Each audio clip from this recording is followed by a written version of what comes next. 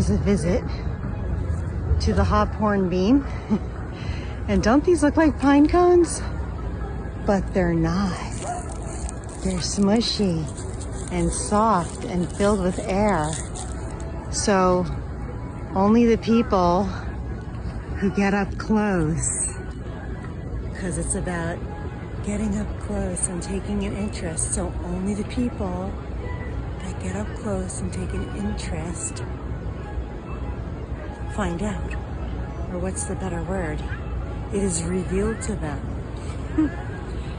It is bestowed upon them, the knowledge. That's it. Only the people that get up close, the knowledge is bestowed upon them.